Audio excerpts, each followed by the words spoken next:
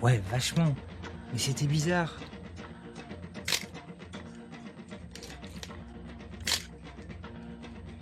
How do you take something as raw as sex and slow it down? Not make it bigger or louder, but make it feel a little more controlled. Award-winning filmmaker Jean-Daniel Cadinot built his entire approach around that idea at a time when American studios were defining gay porn through power, structure, and escalation.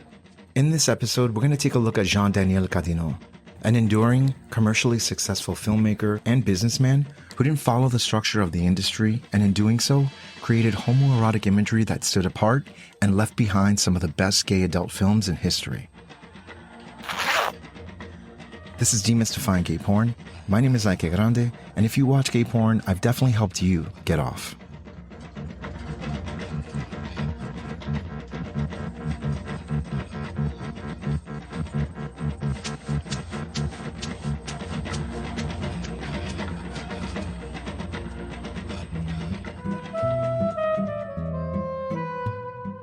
Jean-Daniel Cadinot was born in German-occupied Paris on February 10, 1944.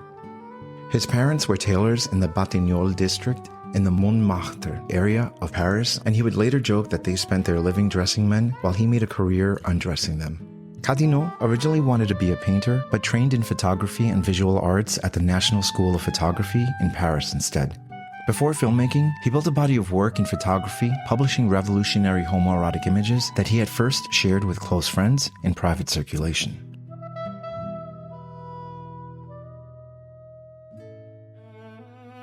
In 1974, France was in the middle of a political and cultural change, moving away from the cultural conservatism it had previously found itself under.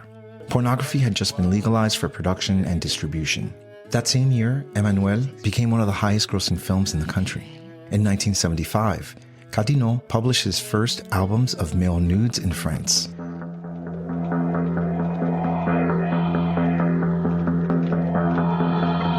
That same year, pornography quickly became an important part of the film industry. Films deemed pornographic were no longer banned. However, they were controlled under a rating system. Films were given an X rating, were heavily taxed, and limited to specific theaters, usually in red light districts or near major train stations. In 1978, Cadinot created his own production company and called it French Art, releasing their first film, Tendre Adolescent, Tender Teens. With that first release, Cadinot entered the gay adult entertainment industry.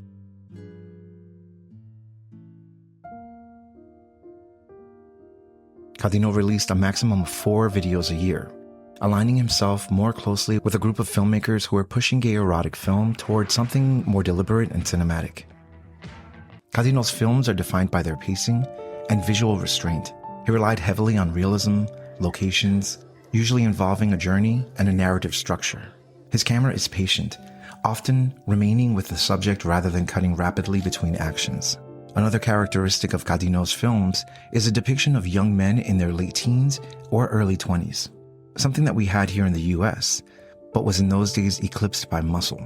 In Cadinot's films, these young men may engage with older and sometimes larger men, frequently of non-European background. His protagonists tend to be youthful and more sexually versatile than actors in American pornography, who are often limited to top or bottom roles. Along with that, Cadinot's process reflects the philosophy of, rather than imposing strict direction, spending time with performers before filming, learning their preferences and comfort levels, and allowing that to inform the scenes. Cadinot did not approach filming as a series of required actions, and allowed interactions to develop naturally. And if a scene wasn't working, he didn't force it. That patience became a defining characteristic of his work.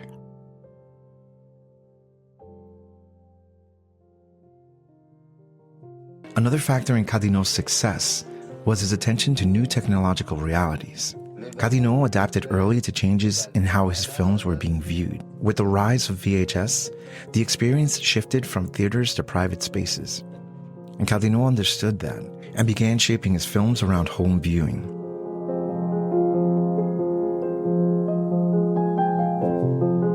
After years of being on the road and renting studios, in 1992, Cadinot restored a 19th century farmhouse an hour north of Paris in Picard. From there, he operated it as an inn for models when they came out to shoot, but most importantly, it was a studio, storeroom, and workshop to build sets. Mais je Je vais y loger quand même 2-3 acteurs là parce que...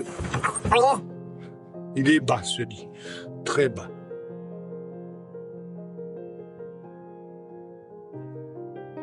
Over the course of his career, Cadinot directed and produced more than 70 films, often working across multiple roles, including photography, writing, and editing. His output remained consistent over several decades. In 1997, Cadinot was awarded the Venus Award by the International Erotic Film Awards in Berlin. In 2001, Cadinot was inducted into the GVN Hall of Fame for his outstanding contributions and body of work.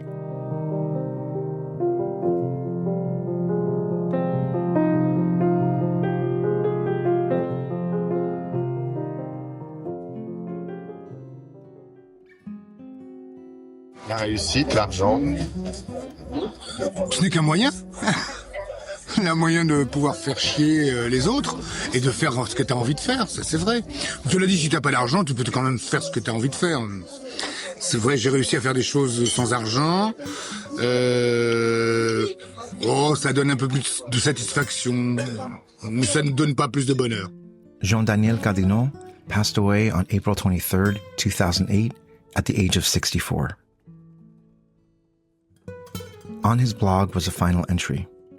Dear friends, critics, and others, if you're reading these words, I will have put down my camera, switched off the lights, drawn the curtains, and taken my final bow.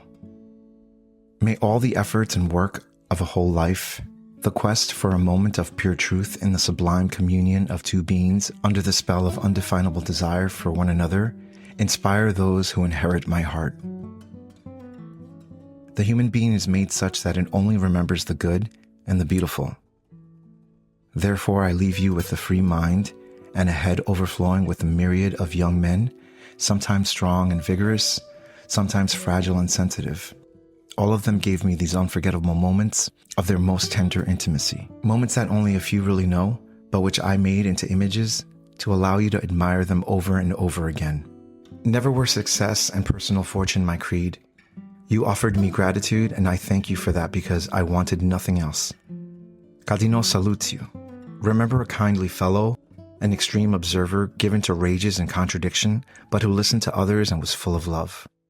Jean-Daniel Cadinot is buried in Montmartre Cemetery in Paris. Cadinot's work, which spans more than 70 titles, reflects a filmmaker who approached the medium with a strong sense of purpose. He was a self-described tireless worker, focused on control and precision in what he was creating. At the same time, he was aware of what his work represented. He didn't necessarily see it as pornography, a term which he pushed back on because of its connotations, but as a form of expression tied to sexuality and, at times, activism. French Art and Cadinot continue to operate under the Filmmakers name and remain one of the leading studios in gay adult film. As a director, Cadinot did not follow the direction of an industry, and that's what made him one of the most recognizable gay porn producers France has ever produced.